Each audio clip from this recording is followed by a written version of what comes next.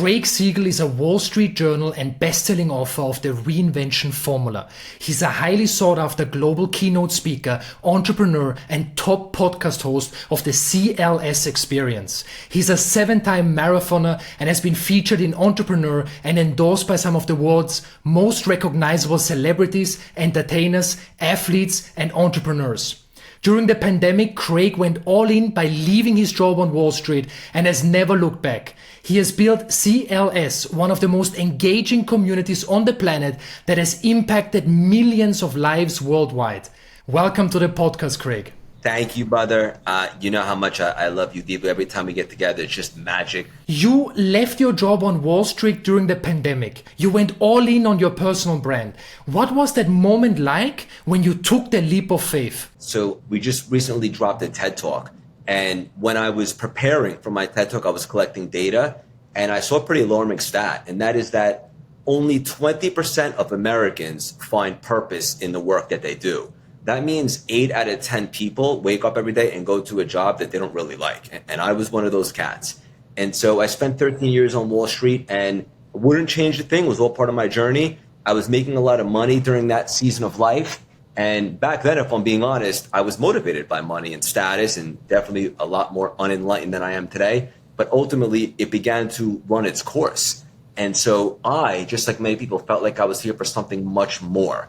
And even though I had my own business and I was doing well, every day when I woke up, it's like my soul was contracting as opposed to expanding. And a couple things happened at once. I found myself in a pretty dark place. Just got out of a toxic relationship, which at the time ain't fun. My dad, my best friend, had gotten diagnosed with cancer. He's still battling.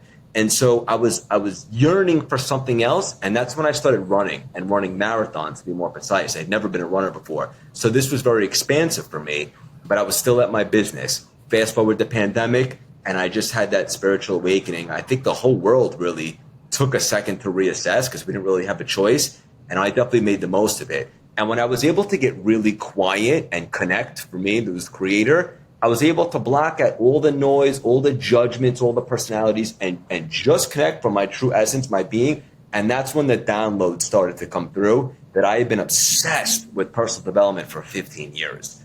I just didn't think I was worthy of turning that into a career until I considered what else is possible. And so I put together a whole strategy, 10-lane highway, book, coaching, speaking, community, all the things. And step one, build a personal brand, because it doesn't matter how good I might be able to be if there's nobody there to consume it. So it was at that moment that I started putting myself out there. And for the first time in my life, I was in alignment. And I say very humbly, over the last 3.5 years, the brand exploded, left Wall Street for good, and this is it. Often people ask me, and I'm sure they ask you the same, how do I find my purpose? How do I find the deeper answers? And what you were just describing in your journey is that you, even though so much noise was going on around you, you found the time and space, or you created the space internally to quiet everything down. Let's call it entering stillness. And as you entered stillness, deeper answers came. And I believe so many people, they're looking for these deeper answers, but they're either not having the courage or not having the knowledge that what they need to do is create the internal space for the deeper answers to emerge from within. Brother, you nailed it. And I need to take accountability here, because the truth of the matter is even though I had my own business on Wall Street and I was going 200 miles an hour a day, I still had the choice to stop and take a moment, but I didn't. And so the pandemic, or I should say the lockdown, was kind of that forced reset. And so now, knowing what I know, based upon my experience, I couldn't agree more. I would encourage everybody, especially listening to this podcast, create the time to disconnect from all the stuff and really just connect to whatever that is for you. Source, quantum, creator, God. And that's when you're operating at your true self. The downloads can come through. But if you're not taking the time or making the time, it's very difficult to receive downloads because you're always worried about the next thing. And so for me, that's when I finally became crystal clear. And now it's a part of my everyday routine is to be able to get quiet and be the channel for the divine downloads to come through. Working in Wall Street, right? That sounds like a very harsh, cold, emotionally disconnected, competitive environment. What was your old understanding of masculinity and what is your new understanding of masculinity? Back then, it was all about the grind, brother.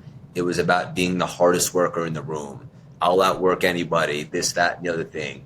And to be fair, that stuff it works for a little bit. It can get you so far, but none of that stuff will actually create lasting fulfillment. And just to be clear, for anybody that might be reinventing themselves or starting something new in any capacity, I do believe in the beginning season, it's very, very, very important to work really hard and get it off the ground. But that level of masculinity is not sustainable because you end up running yourself into the ground or burning out and realizing that the things I'm chasing will never help me achieve fulfillment. And so now I absolutely love to blend the masculinity with the feminine. So yes, be intentional, set the goals, do the things, but then surrender, flow, release, be able to be and allow the downloads to come in. And to be honest, like, I'm still on the journey, but I think it's very productive to have a healthy balance of being able to be intentional and go after your goals, but also be able to receive, to manifest, and to create. And one of the ways to do that is to remove self-doubt. There was one thing you mentioned about that hard work is important. I love that. I say the same. And I find it always quite amusing when people say you don't need to work hard. You don't need to put in any work. You just sit there and you visualize it and it will all come. What do you say about that? About kind of the balance between the manifestation and about working hard? Yeah, brother. So I'm of the mindset that you can't leave life up to chance. You have to be intentional with your life, but also you have to leave room to be able to create, manifest, and all that stuff. If you're chasing money, for example, which is a fun topic, everybody can relate to that, but let's just say you're chasing abundance from a consciousness of lack, you'll never really quite get there, or you'll never get over the hump. You'll have subconscious resistance and so forth. But when you're chasing abundance from abundance, then there's no limits on what you can create. And so it's so important to blend the two. And I'll say this in regards to money, things, anything that anybody might, even relationships that might be chasing, we can't take anything with us when we die. It's not our bank account, our status, or power. So if we're not good enough without these things, we will never be good enough with them. So who we are in this world is really the sum total of light we have revealed through transformation. Once we start to really understand this and actually live this way, it's very, very, very liberating. So you have to find that blend. In working hard, there's always a season for it, but also not creating subconscious resistance because you're coming from a place of fear to not have what you're chasing. And this way also the hard work is much more, it's almost like it comes from a deeper and more conscious place and you have more energy. Whereas the other hard work that you're describing that comes from a place of lack, it just burns you out eventually. It's like a fire that's just growing stronger, stronger and stronger, and there is no containment. You are a deeply devoted and committed man to your fiancée and soon to be wife. I want to ask you, what was that journey like for you to become a man who commits fully and who lives with full integrity? First and foremost, I think it's important to really understand what a soulmate is. I think based upon my spirituality and where I'm at now with my consciousness and my studies and my wisdom, I think that there's a misconception that if you're in a relationship and you're arguing, it's bad. I would even go as far as to say, if you're in a relationship and you're not arguing at all, that's not your soulmate, that's a body mate. Because a real soulmate is here to challenge you, to trigger you, to make you become the best version of yourself for the relationship and also for you. And so a real soulmate will be able to press your buttons in a way that elevates you to become a better version. In regards to like integrity and stuff like that, look, something that I've learned is as we're planning the wedding and so forth, my fiance, she grew up in Ukraine. She's been here since she was 14, but a totally different upbringing, brother, as you can imagine. And so, especially when we're preparing for the wedding, I really began to understand how different some of our core values are and stuff. And we're more opposite than I thought, but it's also a beautiful thing. You don't want to date yourself, right? And so I think that when you're going into a relationship, there should be some non-negotiables, there should be some deal breakers, and also some things that you're able to communicate and talk with that you would like better or that are priorities for you. Being able to really talk, go deep, scuba dive below the surface and get on the same page is everything. And in regards to integrity, I think that, look, I know that like open relationships and stuff like that are a thing. I can only speak for myself. I think that if you're not faithful in your marriage, or if you have an open relationship, you basically have more than one desire. And I think life will teach us that if you have more than one desire, the desires become diluted. So I think it's important that if you're in a relationship, you make the other person your soulmate or your priority and so forth, and just do the right thing. I don't believe in keeping score. I don't think we should each go 50. I think we should each strive to go 110%. Not everyone's going to be 110% all the time. Sometimes my fiance might be having a bad day. Let's just say she's at 60%. No problem. I got us. Sometimes it might be the other way around. But I think it's important to really have an understanding of what is marriage to you and why is it important? Because you don't need a legal document to tell you that you love your partner, right? So the concept of marriage and being in a relationship has to be able to connect to you. And it does for me personally. I'm super excited for this season of life. And I'm really excited for you, and I completely agree. It's about the energy of what you create, and I love what you say here, defining marriage and the importance of that. One of the things I want to emphasize here and really focus on as well is this path of learning to commit ourselves fully. This level of being so intentional and really every day choosing our beloved wholeheartedly. Was that something that came naturally to you, or was that something you had to learn? Did you have to go through a sort of awakening to get to this level? I'm going to say something that I've definitely never said before. I don't think up until this point, me or my fiance were in a really healthy relationship. And there are many reasons for that. We have to take some responsibility too. I wasn't my best self, and obviously the partners were probably not the right choices. But now with my fiance, when we crossed each other's paths by no coincidences, just right away, it was just different. She's beautiful on the outside and very obviously she's stunning. But for me, I felt the connection to her soul and just her personality, her core values, the closeness with her family. I loved it. And so for me to commit to her, to be my one partner when we get married for the rest of our life, God willing, that's easy peasy for me. Now, I know there's listeners listening, well, it's not natural to want to be with one person for the rest of your life. I understand that, right? It's like the law of diminishing returns. In other words, like, let's say you have your favorite meal, a cheeseburger, on Monday. It's unbelievable. You love it. On Tuesday, you have the same cheeseburger. Still great. On Wednesday, the cheeseburger didn't change, but you're a little used to it. So I understand that monogamy has its challenges. But again, you got to commit and buy into why the relationship is important to you, why you want to get married, what this really means. And so for me, with my partner now, where I'm at in this season of life with my consciousness, it's very easy to commit, and I'm very excited about it. I really appreciate your vulnerability here in sharing this. Commitment issues and struggle with integrity is one of the biggest challenges specifically for men. That's why with any men's group I work with, before we go deep into the spiritual practices and stuff, the first key focus is integrity, taking responsibility and commitment. And what I see in you, and I've got a theory, that's my own experience, but my theory is that this relates to everyone. People like you, people like me, who make that deep internal choice to commit to our wife, your soon-to-be wife for you, wholeheartedly at the deepest level. It just shifts something within you. It shifts something deep within us. It's an initiatory process that really allows a man to really step into his power. Because what I have noticed, men who never make that decision, who never have that sense of clarity in their intimate life, they're often missing something. They're missing something deeper within. It's almost like a deeper sense of confidence, strength, power, inspiration, love that is born from that. I could not agree more.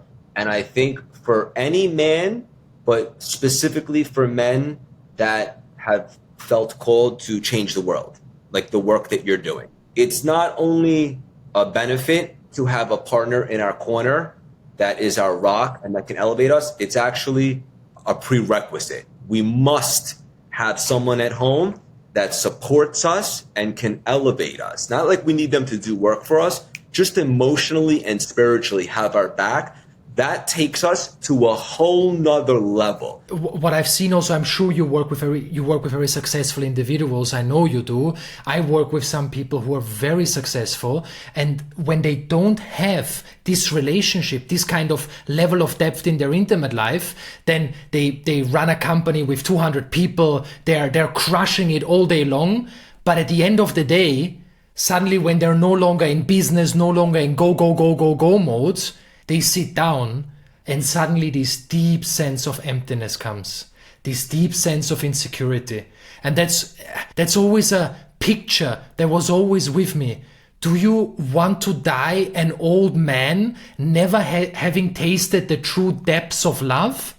Or do you want to die knowing you have loved to the fullest? And at least you and me, we believe or we know monogamy is our way. Maybe some people have a different opinion. I'm not here to judge anyone's path, but that is our path to taste the true depths of love. So, and real quickly, brother, just on that, like, I just want to say to everybody, when you really open your heart, there is no guarantee that it won't get broken or get hurt.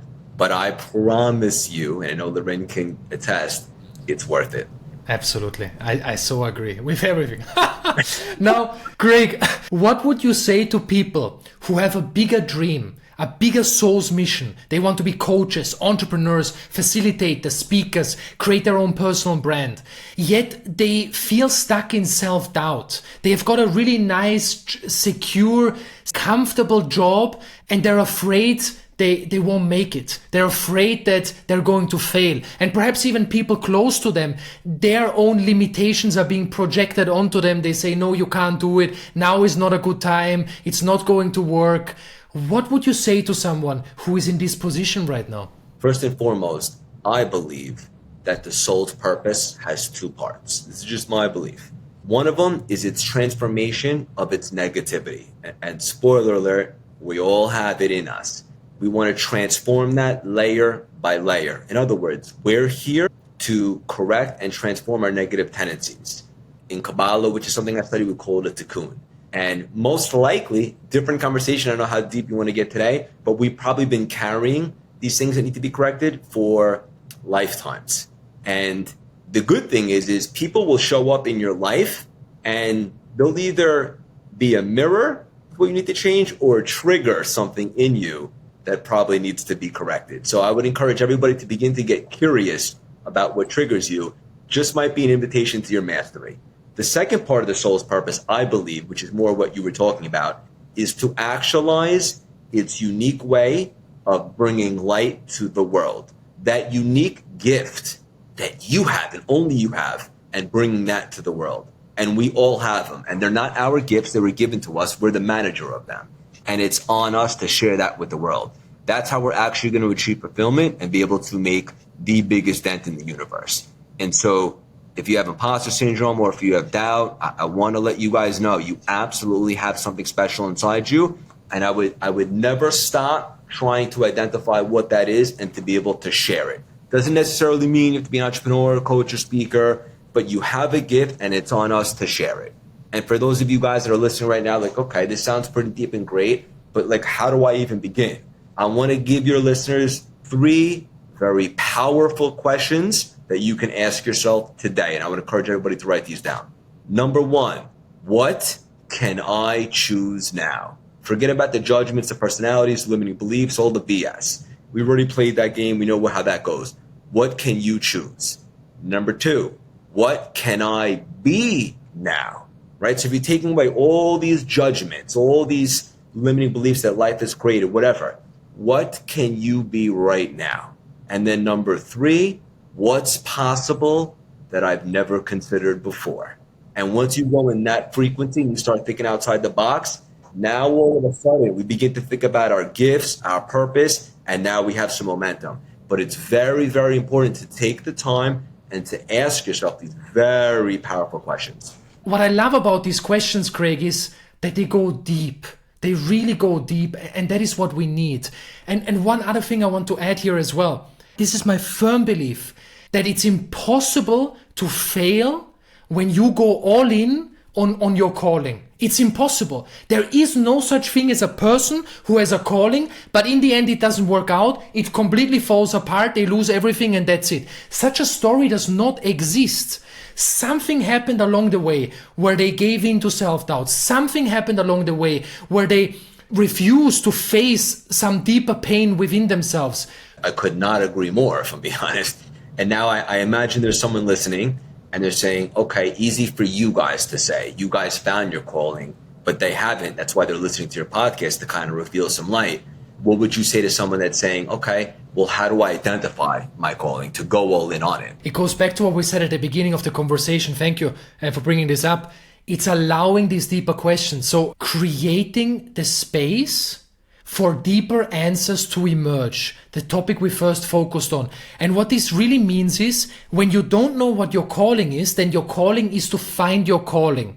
So number one, the calling is already there. You've got your calling already. It's to find it. So how are you actively creating the space and making it your highest priority? And again, there won't be a story where a person made finding their calling the highest priority and they haven't found it. So once again, the same applies. If you make it your highest priority, you are going to find it. Really be honest with yourself.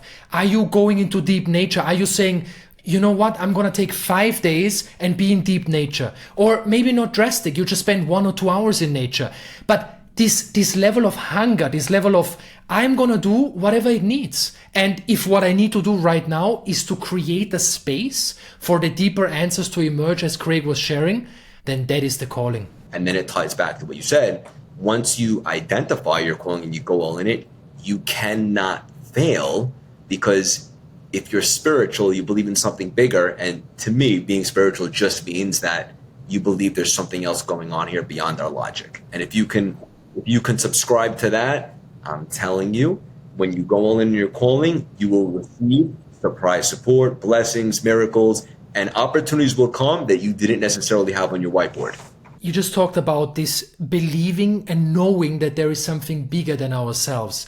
For me, unless we are tapped into that, life is pure pain. It's pure misery, because life is scarcity. Life is fear ultimately. I could always fail. I can always fall apart. It might always not work out.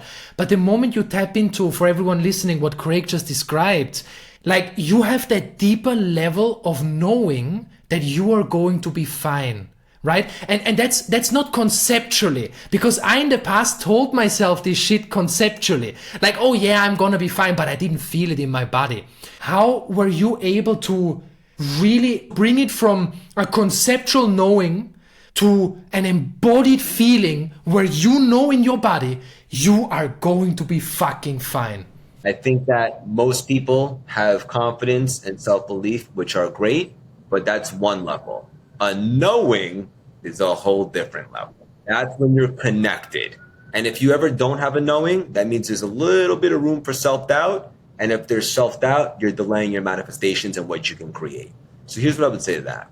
Unlike knowledge, the knowing that you have access to is limitless, right? Because your knowledge might be just what you've consumed up until now in the human experience. But when you have a knowing, that means you're connected, and that is infinite wisdom and downloads ready to come through the channel. So I would ask everybody, what do you pretend not to know that if you did know would change everything? And I think it's pretty safe to say that there's something much bigger than us that has been guiding our life. And if we can connect to that, and we can go over tools and tangibles, how to create a better connection, then you're the channel for the downloads. And you'll never really have too much self-doubt, because you know everything that happens one way or the other, even if it doesn't feel like it at first, is going to be net positive for you.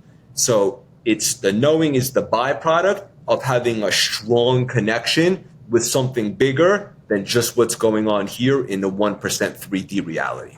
I also tie this into the need to control. Unless you know, you're trying to control it all. That was a huge struggle of mine. Trying to control everything because I believed or had this idea, oh, I know better than life. This sense of entitlement or perhaps arrogance, ignorance, unconsciously, of course. Oh, I'm going to try to control everything. I'm doing this and that. I'm doing that. And when I let go of that, when I let go of the need to control and just focused on the energy, on how I'm showing up, everything shifted. When you start showing up in that capacity, when you surrender and also be intentional and buy in, there's nothing that can't be achieved. And a lot of it has to do with energy, right? Like waking up and just being intentional with your life. For anyone that's out there that's in a little bit of a rut right now, what can you do today to be a little bit proactive, not just leave life up to chance? I think that most people are reactive. They're reactive to judgments, reactive to the consequences of the day, of traffic in New York City. They're always a victim, so to speak. And I've been there myself. But when you assume the consciousness of it's up to me, let me transform from reactive to proactive, now you're tapped into the system of miracles. When you have the right consciousness and you share without an agenda, when you do the right thing without needing recognition, that's when the blessings begin to come, and that's when you can't be stopped. I love what you're sharing. And when you talked about traffic being a victim, I just received 2 parking fines and I could feel in my moment this sensation of fuck. And then in that moment, yeah, that's exactly what you're describing. So that happens. 2 traffic fines, I get emotionally reactive, I lose myself in that. Rest of the day is then spent in that energy and we're no longer able to tap into the field of limitless possibilities. Yeah, not only that, but you'll end up being attracting and being a mirror for that energy with other people in your movie, so to speak, will come back to you. So, and let me be very clear, this is very challenging. It's a lifelong transformation. So the best thing you can do when something like that happens, someone cuts you off or you traffic or park a ticket or your spouse says something that triggers you. Best thing to do, pause. Don't react, don't do anything. Right away, you'll notice that the seas will begin to part. It'll calm down a little bit. And then from that consciousness, now you can proactively respond or do whatever it is that you want to. But it's a different consciousness than always reacting. What we're talking about here ultimately for everyone listening is the mastery of energy. You said it already. Energy is everything. This is a game of energy at the end of the day. How we manage our energy is ultimately everything. What are some of the things you do practice-wise when you notice your energy is off, when you notice there is a trigger? What are some of the simple practices you do to tap back into your powerful or abundant energy? Yeah, so first of all, I think the awareness, I think Einstein might have said, everything is energy and that's all there is to it. And so right away, if we know that, and just to be clear, guys, for the audience and listeners, what Loretta and I are speaking about is not philosophy. This is actually physics, right? Everything is energy, even our thoughts. That's why when people say everything is created twice, first in our mind and then in the reality, the 3D world.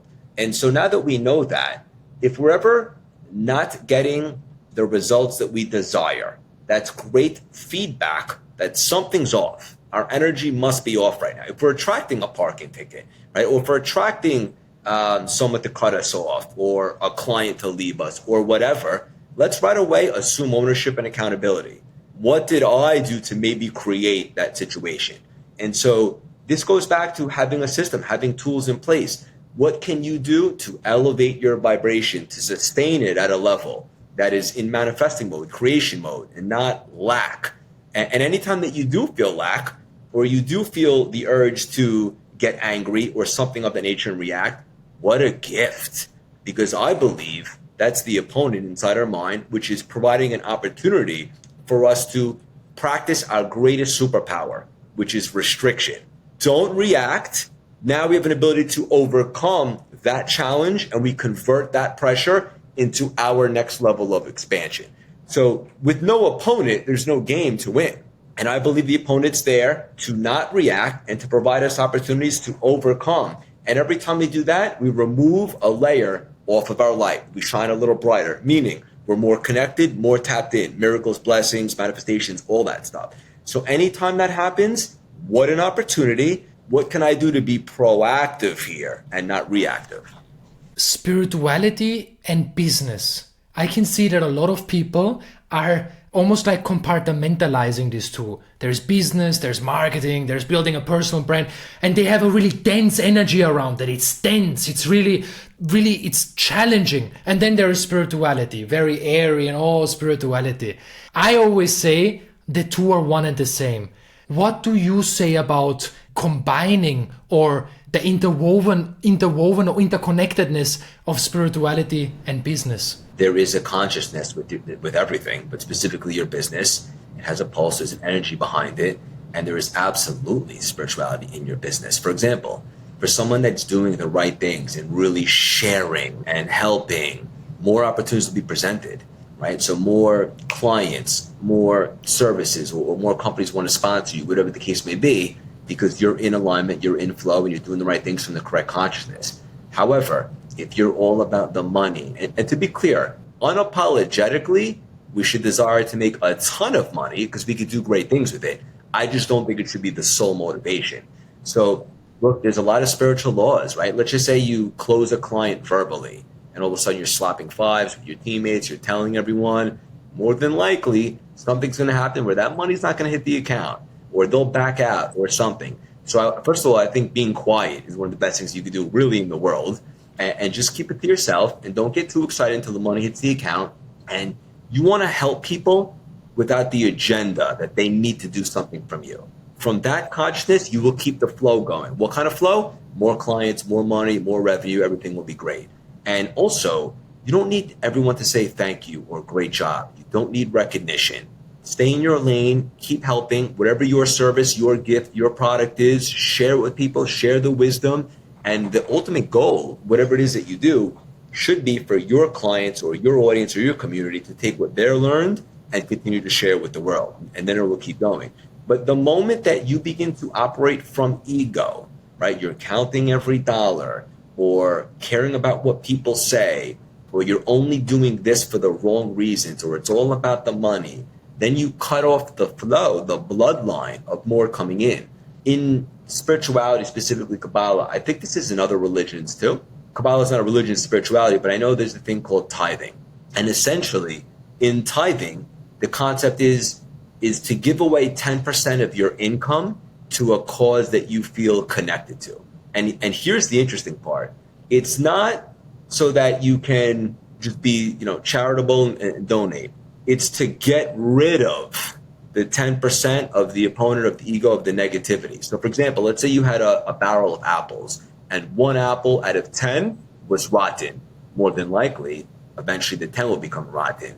So you want to get rid of that, keep the flow going, and then creator from that consciousness will be your silent partner and make sure the flow continues. So really, what I'm saying in a kind of a long-winded answer is it's the consciousness behind how you operate your business. And I also can see that there are limiting beliefs people have about, for instance, marketing, about sales, about all these things, a judgment, a projection towards that. Oh, that's not spiritual. That's not this. That's not that.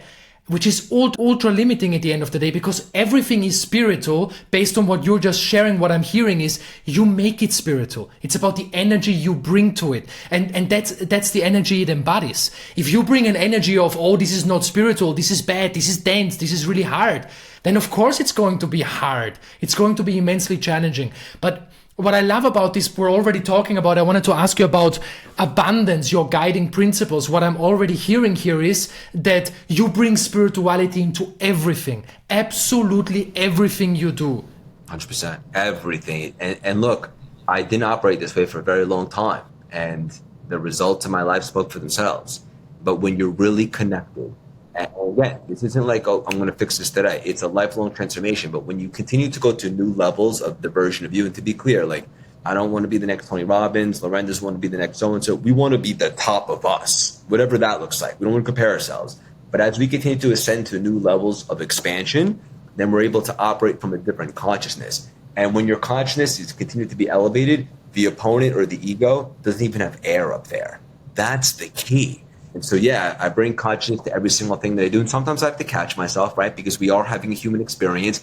Sometimes you judge someone in your head, or you feel judged, or you care what somebody thinks, or maybe you do something looking for recognition. You have to catch yourself. And as long as you continuously work on it, you'll keep the flow going. But I would encourage everybody to operate at a higher consciousness with everything that you do, specifically in relationships and business. You left Wall Street during the pandemic. You were able to build a thriving business and personal brand in a very short amount of time. Now, there will be people listening here right now who want to be coaches, entrepreneurs, want to start a business, and there will be people around them, let's call it the naysayers or the critics, who have some very powerful, logical kind of arguments against it. One of the things I always hear is, now is not the time. That stuff worked 10 years ago, 15 years ago. It won't work right now, right? So what I'm seeing here with you is you were able to do it in a short amount of time because you were doing it from a higher state of consciousness where you were able to create much more rapid results because the opportunities and the flow of energy was, so to speak, there. You were tapped into it. What would you say to people, to the naysayers who still believe in these kind of ideas of now is not a good time, or the market, or inflation, I can't do it now, maybe 10 years ago it worked, but it won't work now? What would you say to these people if they were in front of you right now? I know they're out there because I used to be them. Look, there's no such thing as the perfect time. Everybody's looking for what you have to add to be more successful. Let's talk about some things we can let go of. Waiting for the perfect time, showing up to the world in a way that's not authentic to who you really are. You need to let go of these things. You have to give yourself permission to take messy action. It doesn't take time. It just takes alignment. And for me, I had the same limiting beliefs. At 35 years young, the pandemic, I had no following, no celebrity friends, no connection. I think I had 300 Instagram followers. But I believed so strongly in this connection that this was my mission. And so I set up a plan. I didn't want to rely upon one way to make an impact. So I created a 10-lane highway, with each lane in my highway representing a different way to make an impact for the first 3 years. For example, coaching, speaking, podcast, book deal, TED Talk, community, all the things. I reverse engineered and I started my personal brand and started putting myself out there. Now that was the tactical approach. The spiritual approach was, for the first 3 months, I didn't care about monetizing. I just wanted to build a community and add value. That's all I want to do, is to make sure people were connecting with it and resonating with it. And then once I started to get a lot of momentum, then I created my first offer, and then another, and then scaled this, that, and the other thing. But I think it's so important, once you have the game plan, to operate from the correct conscious in actually wanting to share and help people and add value. And it kind of reminds me of what you said earlier. If you operate from that consciousness, go all in your calling, you cannot lose. Because if it's the correct consciousness, opportunities will come to you that you might not have seen coming.